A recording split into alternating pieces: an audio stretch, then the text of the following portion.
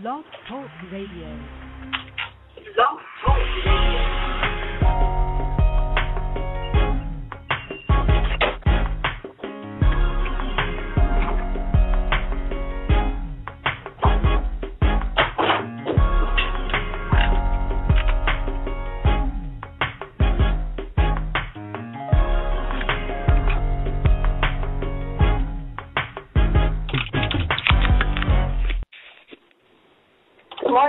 Good morning. Welcome to Coffee Talk with Soy. This is your host welcoming you to one of the fastest growing talk shows online where real topics are discussed each and every Saturday morning, right here at 10 o'clock a.m. on Blog Talk Radio. Today we will be discussing politics.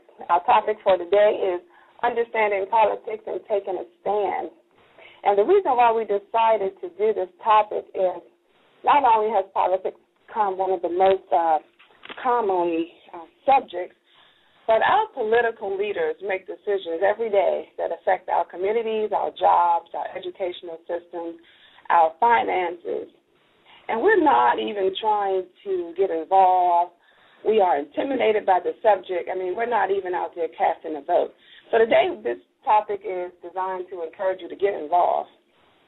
I mean, personally, I feel like to not be involved in politics is like jumping in the back of a taxi cab and letting him take you wherever it is he wants to take you. So we want to encourage our community to get more involved with politics. Today, we will be, later on in the show, talking with a gentleman who I think has a very, very great blog. It's titled The Urban Politician. He's from the New York, New Jersey area, currently living in Atlanta. And I want to welcome to the show Mr. Donald Blunt. Good morning, Donald. How are you? Good morning. How are you? I'm great. I'm excited that you're on the show this morning. I'm excited about your topic of discussion. And I hope that our listeners can learn a lot from this, so we will get right into it. So, Donald, tell me what inspired you to design The Urban Politician? Well, back in 2008, during the Obama campaign, I just felt like there was a lot that I had to say. All I had was a vote, but I had no voice. Okay.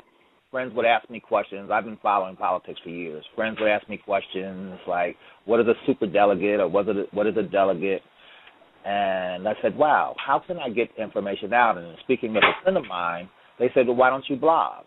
I really didn't understand blogging. I'd heard about it, didn't understand it, and I'm not a professional writer or journalism, so I was like, well, maybe not. But then as I looked into it, I said, wow, this is really a great way to have a voice.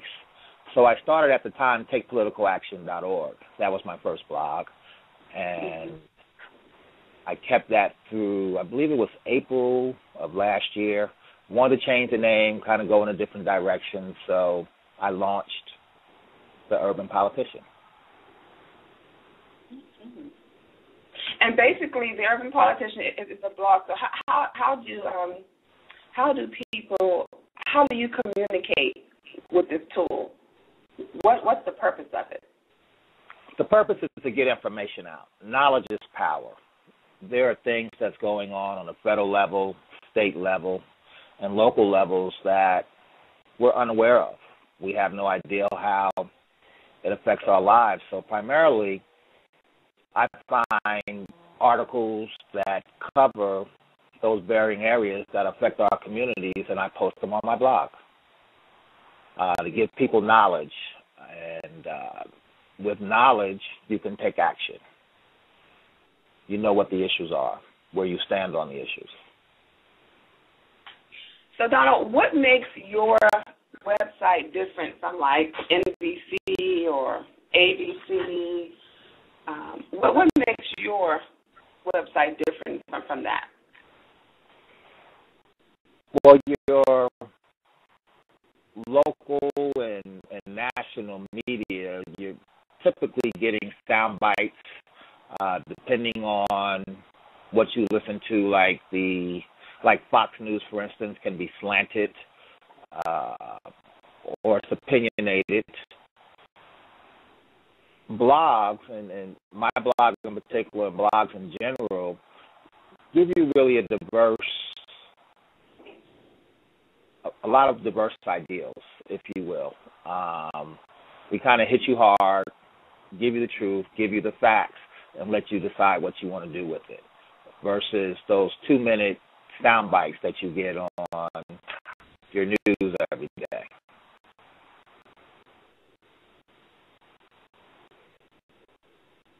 And growing up, was this family discussion for you growing up, talking about politics? Well, my family was very much involved in politics, very much involved in the civil rights movement. So I grew up watching my parents stay involved, know what the issues are, speak about the issues. I mean, how many of us remember our parents reading the newspaper every day, every morning? As I became an adult and moved into corporate America at the time, having those water cooler talks and not having any idea what people were talking about, I didn't want to be one of those people. I wanted to be able to engage intelligently about it. So my interest grew from there.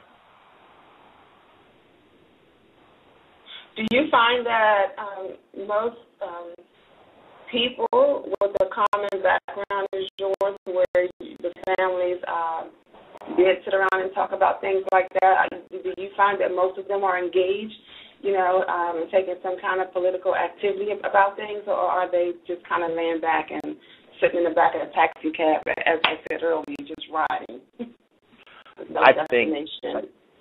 I think that if you grew up in that type of environment, that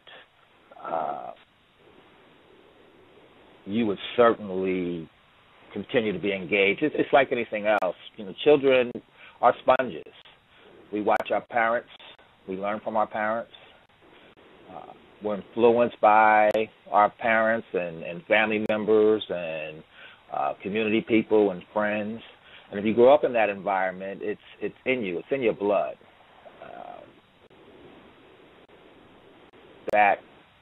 So I would definitely think that growing up in that type of environment really helps you to maintain, if you will, the engagement in politics or any other subject matter. Now, what about people like myself? Like, I didn't grow up in that kind of environment. My mom pretty much worked, 2 jobs, most of my life. She did go out and vote. If something was going on in the community, she got involved, but she wasn't a leader in any political organization. She kind of felt, in my opinion, she kind of just did her part. And so for people like myself who didn't grow up with that kind of discussion going on in the household, how can urban politicians bridge the gap to help the average person understand politically what's going on and to encourage us to get more involved?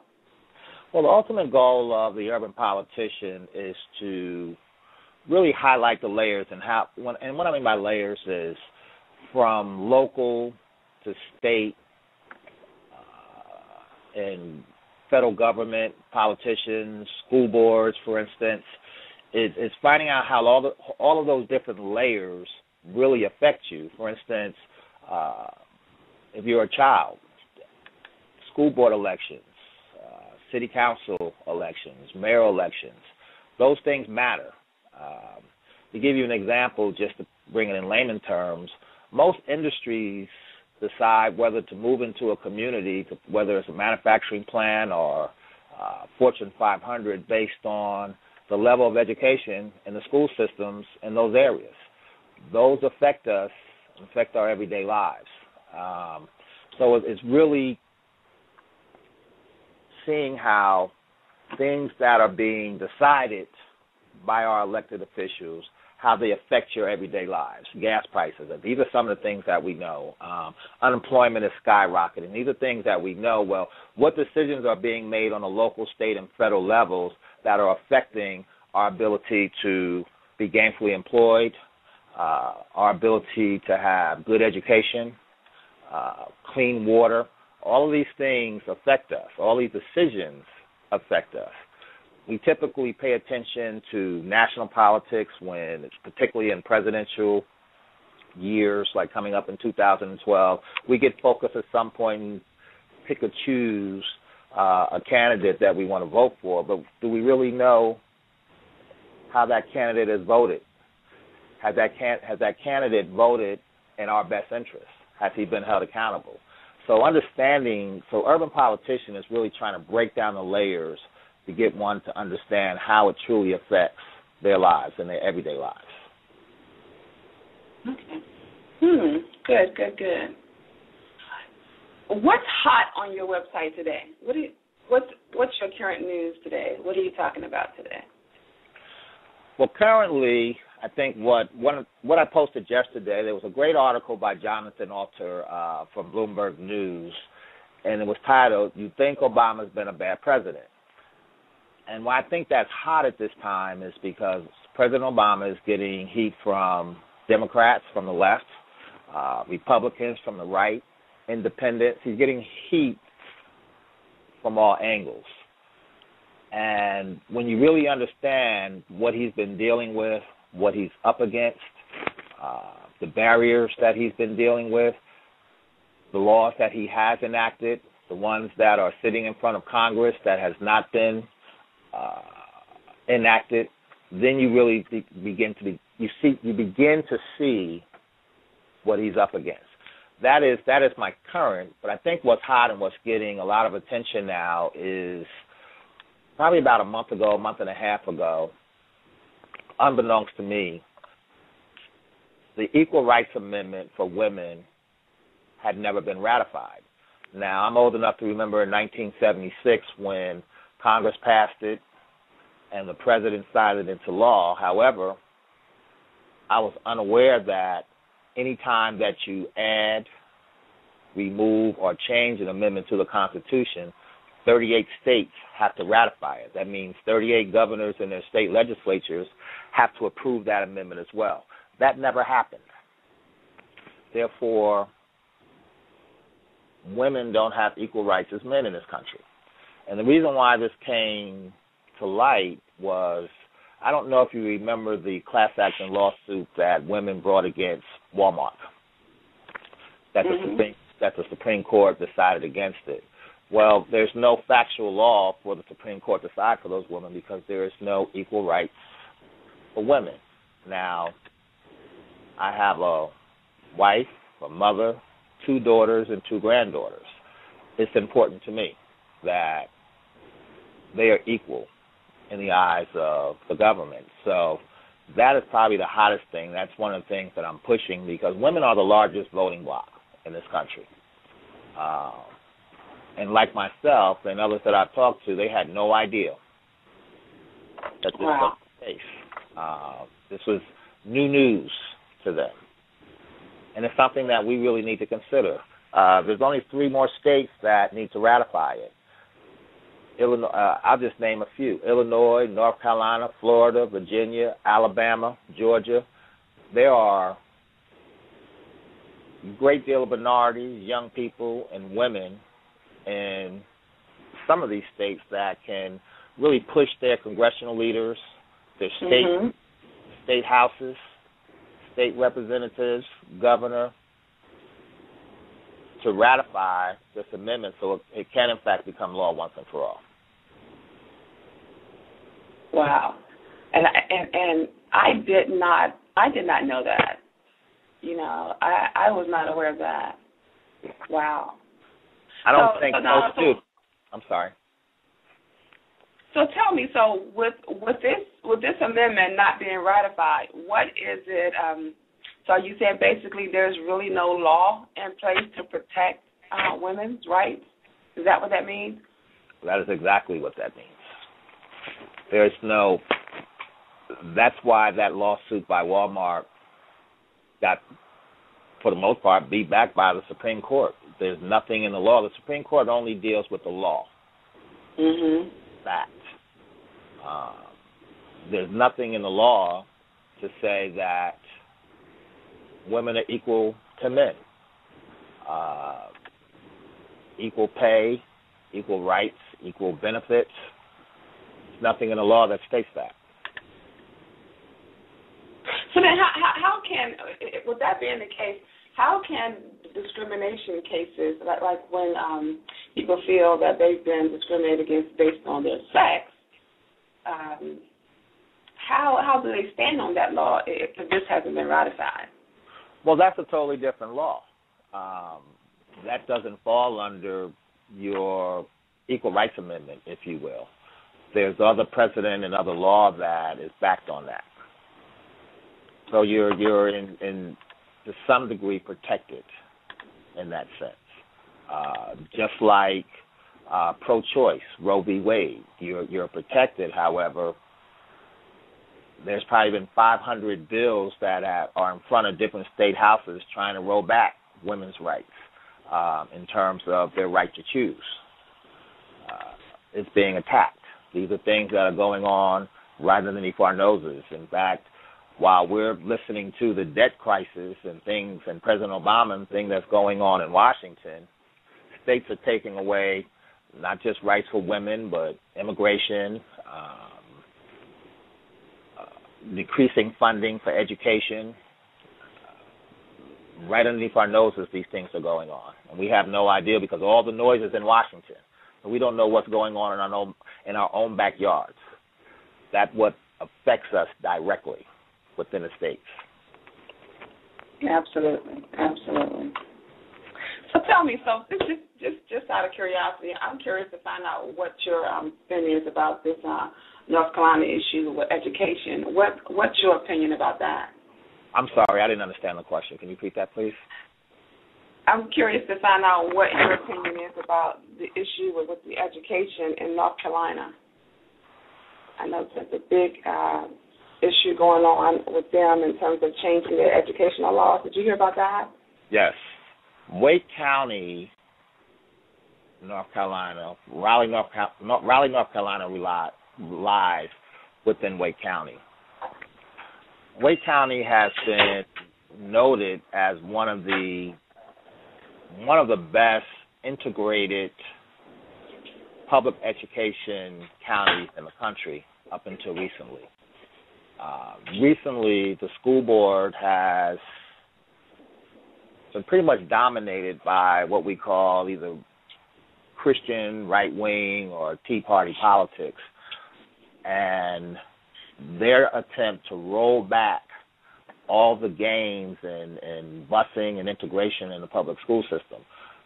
They're rolling back these issues, whereas the poor neighborhoods within Wake County, those children won't be going to the better schools. They'll be going to schools in their old neighborhoods that aren't funded properly. They're not going to get the proper textbooks and computer systems and things of that nature. The Koch brothers, and I don't know how many people are aware of the Koch brothers, but they're billionaires that go all over the country and invest huge amounts of dollars on or with politicians that espouse their views, their right to view. Okay. Well, this has happened in Wake County, and they're up against a major, major fight. In fact, there's a vote in October. I believe it's October 10th. Don't quote me on the date, but I know there's a vote in October, another school board election where residents in Wake County get to elect a new school board. And they're up against a lot of money in order to try to win that. Now, I think it's important that they vote. And some people say, well, at my age, my kids are grown. I'm not really concerned about that. Well, are we our brother's keeper or are we our sister's keeper? What about our grandchildren? What about the neighborhoods that we live in? It affects us. So that's a really hot and controversial policies that are coming down. And I hope that the good people of Wake County, North Carolina, really step up and push back the right-wing agenda that's going on in the school board system right now. Now, do you think that this could set a trend for other states? Is it, or is this primarily just going to affect North Carolina? Well, it's certainly going to. Once you're successful in one area, it spreads across the country. For instance, the anti-union busting bill that was enacted in Wisconsin. I mean, it spread through Ohio and other places of that nature. So once they successfully tackle one area, then it spreads. Now they have the blueprint to continue on in other areas. So it's certainly something that needs to be beat back, if you will, if I may use that terminology, because it will spread. And therefore the grace of God go I. I don't live in Wake County, so I'm not concerned, but it may come to DeKalb County one day, or in your counties, in your school boards, where you do have children or grandchildren that are living in these areas. So we need to pay attention. Yeah, and hearing you say that, I'm going to go back again to hearing you say that shows the difference when you are raised in a household where these kind of things are spoken and talked about, because you feel that you have a responsibility for the future. You have a responsibility for the kids, and to the generations coming behind you. And that there is the difference that lies within a person who has not been pre-exposed to political activities or even just political discussions. You know what I mean? Yes, it does. Like, depending on your age bracket, I think a lot of us grew up under the civil rights movement. We saw our parents, or if not our parents, our relatives, or we saw people stand up. We saw people open up doors. I mean, doors are still being opened up, so it's in front of us. It's there for us to take a hold of. It's just really taking a hold of. But, we get caught up in our everyday lives and trying to stay above water, and you just don't take the time to really find out what's going on. But what's going on has everything to do with why it's so difficult just to keep your head above water. I mean, everything matters. And until we as a people understand that all of this matters, it's not going to change. And not to mention that there are a lot of things out there that keeps our youth distracted. The average 18 to about 25-year-old is pretty much distracted by rap and music and challenges with education and unemployment, and there is a great disconnect in them understanding why they're having the problems that they're having because of, the laws and or policies that are in place that are, not working to their advantage. I'm not really understanding that they can fight that. That there is an outlet. You can voice an opinion. You can, and you do have a voice. Mm-hmm. I agree. It kind of reminds me of something that my dad said to me when I was 17, 18, 19 years old. He said, "You are my future. My future lies in your hands, and therefore, in other words, you have a responsibility to this." But there is a disconnect, and there are a lot of factors. I think one of the key factors, I believe, is just like the churches, music. Churches over the last 10, 15 years have, in a sense, changed the way that they teach to attract, with younger pastors and reverends coming in, to attract a younger generation. Music, obviously, with hip-hop, has changed how we communicate. Politics hasn't changed. I think there's a huge disconnect just in the dialogue, how we speak to them, how we connect the dots. Young people getting involved in the process, and there are a lot of young people because young people voted in higher numbers than they ever had in 2008. So there are those that are involved, but there are many more that are not. And getting those engaged where we learn how to speak to that younger generation, how to get them involved, how to speak their language, if you will. Bring them politicians speaking their language or advocates such as the urban politician and the thousands and thousands of others that can speak to them. You can get them to understand it. Or in our community, felons, for instance. You did the crime, you paid your time, you should have a right to vote. Understanding the laws